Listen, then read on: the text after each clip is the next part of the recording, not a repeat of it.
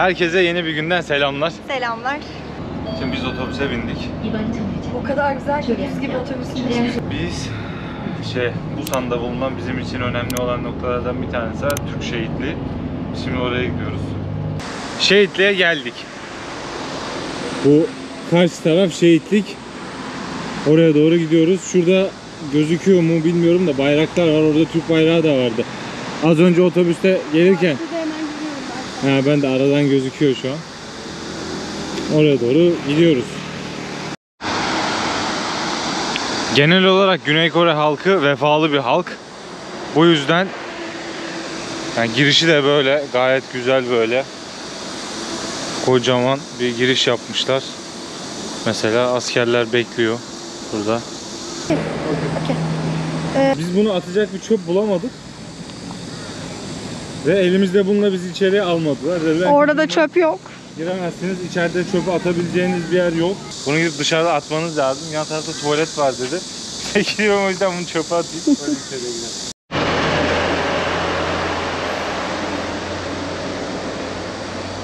Evet, girdik şu anda.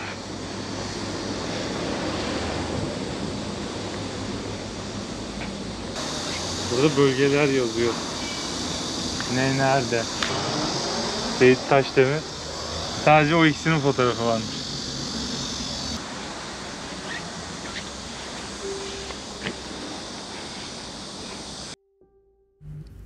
Kuzey Kore, Sovyetler Birliği'nin desteğiyle 25 Haziran 1950'de Güney Kore'ye karşı saldırıya geçti.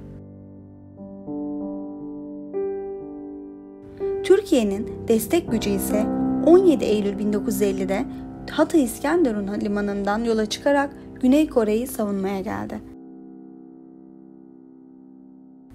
Yaklaşık bir ay süren yolculuk ardından Pusan limanına ulaşan 1. Türk Tugayı'nın cepheye varması 21 Kasım'da gerçekleşti.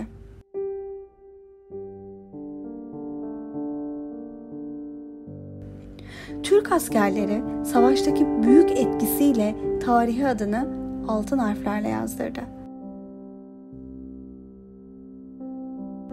Güney Kore Savunma Bakanlığı kaynaklarına göre savaşa 21.212 kişiden oluşan 4 Tugay'la katılan Türkiye, savaşan 16 ülke arasında en büyük 4. orduyu oluşturdu.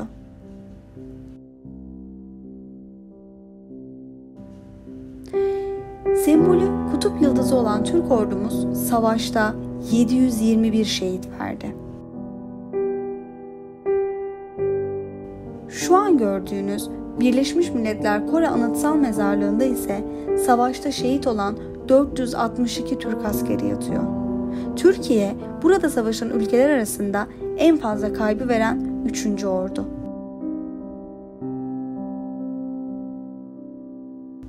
...244 askerimiz savaş esnasında esir düştü. Askerlerimizin tamamı 1954'te yapılan esir değişiminde serbest bırakıldı. Türkiye'nin desteği binlerce kilometre uzaktaki Güney Kore ile dostluk bağlarının oluştuğu bir dönemin başlangıcı oldu.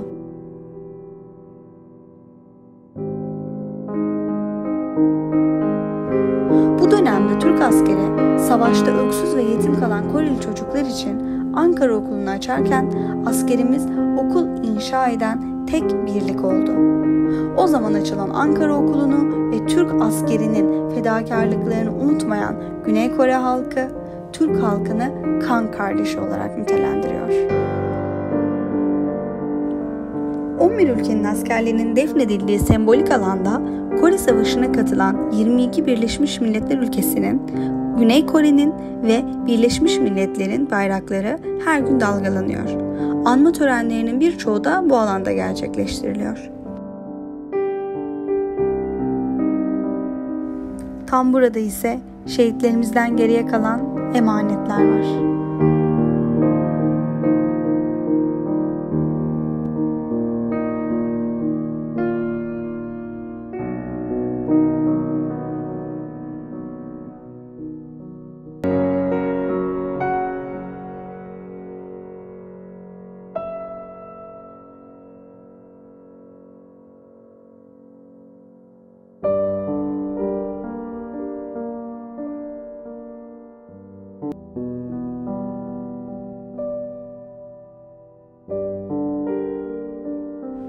duvarda da Kore Savaşı'nda hayatını kaybeden 40.896 Birleşmiş Milletler askerinin adları yazmaktadır.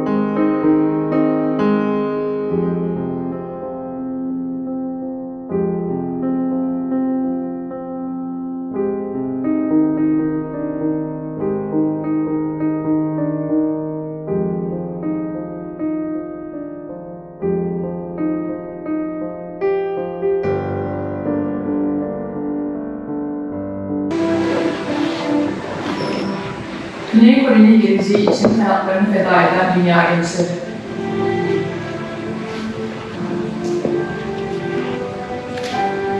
İsimleri ve uyrukları farklı olabilir. Ancak tüm bu cesur savaşçılar, özgürlük ve barış için savaşın karmaşası içinde yok oldular.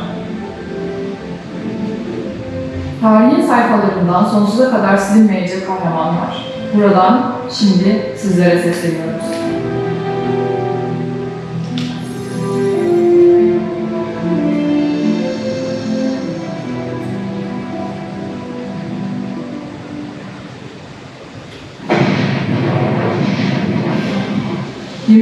Haziran 1950 tarihinde Kuzey Kore Komünist Ordusu Güney Kore'yi işgal eder. Savaşın başlamasından sadece 3 gün sonra başkent Seul düşünce Birleşmiş Milletler Güvenlik Konseyi, özgürlük ve dünya barışının korunması ve adaletin yerine getirilmesi için Birleşmiş Milletler kuvvetlerinin savaşa katılmasına karar verir. İnçon Muharebesi çerçevesinde 28 Eylül tarihinde Seul geri alınır ve kuvvetler Anlok ve Tuman nehirlerine kadar ilerlerler. Ancak Çin müdahalesi onları tekrar geri çekilmeye zorlar. 27 Temmuz 1953 tarihinde Kore Ateşkes Antlaşması imzalanır. Kore Savaşı'na 22 ülkeden katılan yaklaşık 1.755.000.000 Birleşmiş Milletler askerinden neredeyse 41.000 kişi hayatını kaybetmiştir. 3 yıl 1 ay süren Kore Savaşı, 20. yüzyılın en acımasız ve trajik olaylarından biri olarak tarihteki yerini almıştır.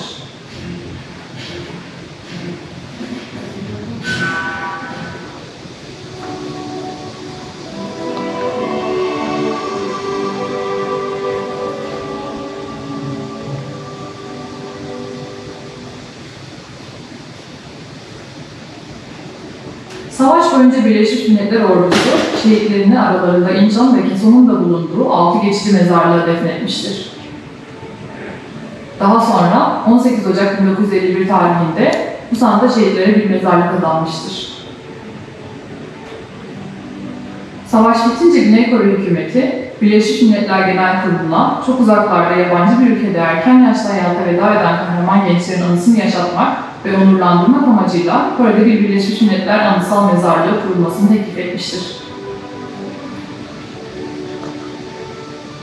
1955 yılında kabul edilen Birleşmiş Milletler Genel Kurulu kararı sonrasında 1959 Kasım'ında Güney Kore hükümeti ve Birleşmiş Milletler arasında Birleşmiş Milletler Kore Anısal Mezarlığı'nın inşası ve muhafazasına ilişkin bir anlaşma imzalanmıştır.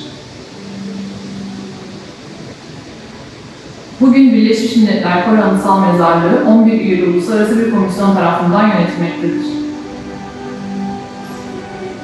132.000 kilometrekarelik alandan müteşekkir Birleşmiş Milletler Kore Anısal Mezarlığı, anma salonu, anılar salonu, sembolik alan, ana mezarlık alanı ve iş alanından oluşmaktadır.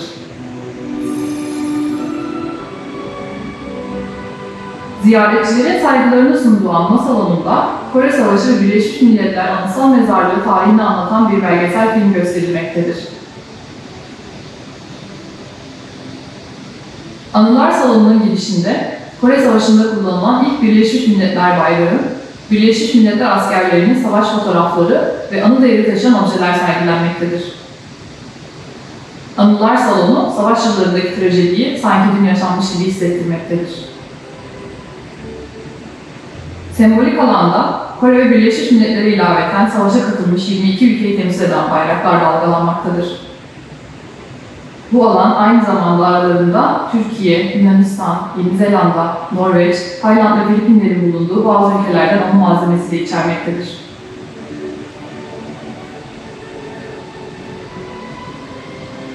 Bayraklar, Birleşmiş Milletler askerlerinin paha biçilemez fedakarlıklarını bir an bile unutturmamak için her gün göndere çekilmektedir.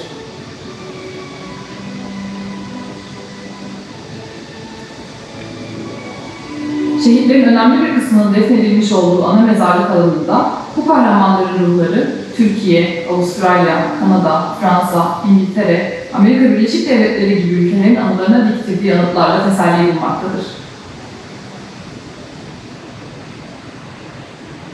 İngiliz Uluslar Topluluğu anıtı ise adlarına mezarlık bulunmayan şehitleri hatırlamak üzere yaptırılmıştır. Mezarlığın altında konuştuğu yeşil alan, hayatını yakın geçmişte kaybetmiş gazilerin defni için ayrılmıştır.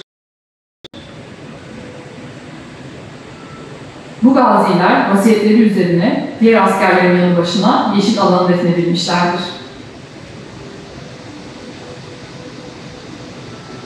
Mezarlık ayrıca Kore Savaşı'nda şehit düşen askerlerin isimlerini barındıran hatırlama duvarı, Birleşmiş Milletler Kuvvetleri Anıtı ve aileler tarafından bağışlanmış anı sergi malzemesinin bulunduğu ikinci bir anılar salonunda ev sahipliği yapmaktadır.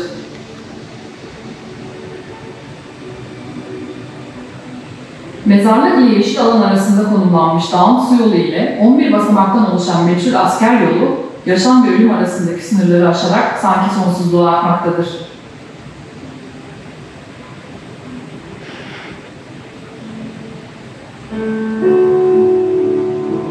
Zaman birçok şeyi değiştirir. Güney Kore artık hiçbir umudun ya da geleceğin olmadığı izlenimini veren savaşın kalıntıları arasından ekonomide bir dünya gücü olarak yükselir. Birçok kişi bunun bir mucize olduğuna inanır. Bazıları bunun imkansız olduğunu düşünür. Ama bizler biliyoruz ki bu mucizevi değişim yıllar önce dünya barışını korumak için dünyanın dört bir yerinden gelerek savaşa katılmış gençlerin paha biçilemez fedakarlıkları sayesinde mümkün olabilmiştir.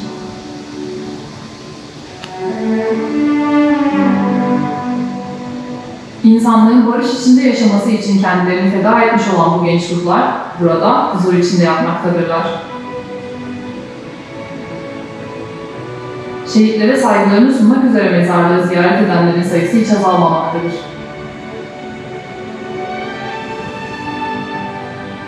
Her yıl 6 Haziran'da idrak edilen anma günü, 25 Haziran'da gerçekleştirilen savaşın başlangıcı yıl dönümü ve 11 Kasım'da yapılan 100. Kusana'dan anma günü vesilesiyle sivil katılımlı törenler ve birçok diğer etkinlik burada düzenlenir. Ayrıca Birleşmiş Milletler Bayrağı her gün sabah saat 10'da törenle göndere çekilir ve saat 4'te indirilir.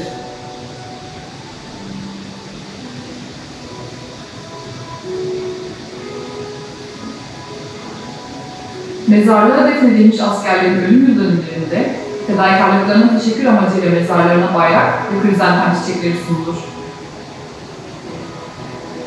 Mezarlığın Türkçe, Korece ve İngilizce sürümü bulunan resmi web sitesinde dünyanın her yerinden şehitler anısına sanal çiçek sunmak mümkündür.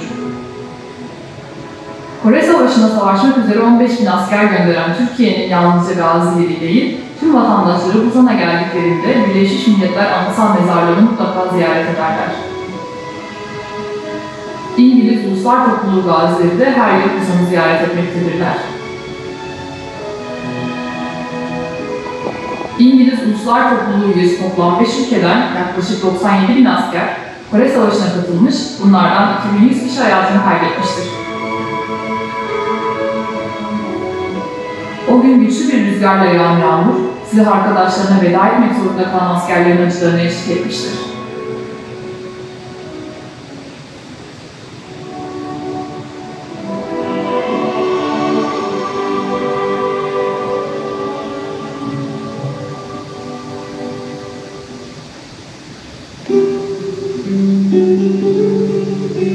Bu askerlerden birinin adı James Grundy'dir.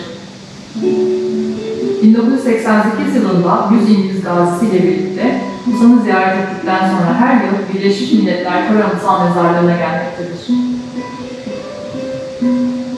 Kırılgan bir yaş olan 19 yaşında Kore Savaşı'nda şehit düşmüş silah arkadaşlarının naaşlarını savaş alanından taşımış, mezarlığa nakletmiş ve defnetmiştir. Bay Grundy, o acı dolu tecrübeyi bir an olsun bile unutamayacağını dile getirmektedir. Bay Grundy, hayatındaki son görevin Birleşmiş Milletler Anıtsal Mezarlığı'nda kendisinden önce defnedilen silah arkadaşlarıyla buluşmak olduğuna inanmaktadır. When I was burying some of the dead in this cemetery, I promised them that I would come back and see them as often as possible. So for the last 25 years, I've made over 30 visits to the cemetery. And I feel that I have fulfilled my promise. Also, when my time on earth expires, I am very hopeful that my ashes will be interred in the cemetery. And that I'm very happy to look forward to. Kanser hastalığının son aşamasında olan Bay Grundy, son nefesini verdikten sonra küllerinin Birleşmiş Milletler Anıtsal Mezarlığı'na savrulmasını arzu etmektedir.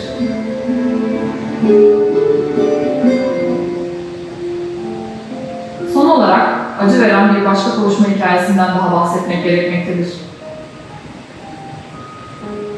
Başında şehit düşen bir askerin eşinin külleri de 60 yıl sonra Birleşmiş Milletler Anıtsal Mezarlığı'na savrulmuştur. Kocasının yanında son istirahatine yatmak onun en büyük dileği olmuştur. Evlendikten sadece 3 hafta sonra eşini savaşa göndermek zorunda kalan genç Luke, 60 yıl süren uzun bir bekleyişin sonunda ona kavuşmuştur.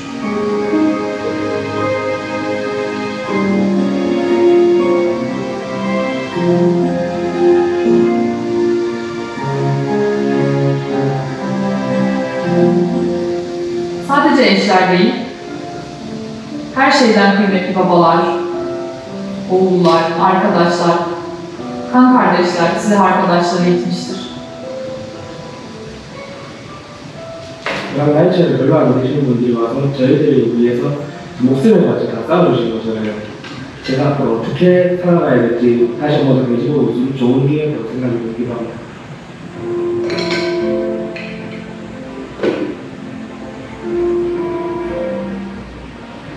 Yıllar önce evlerinden çok uzak bir ülkede yaşama veda ederek sıcak yuvalarına dönemeyen cesur gençlerin hikayeleri asla unutulmamalıdır. Dünya barış için kutsal fedakarlıkta bulunan her can, bugün burada, Birleşmiş Milletler Anıtsal Mezarlığı'nda kendisini ziyaret eden gençler için bir umut hikayesi olarak yeniden doğmaktadır.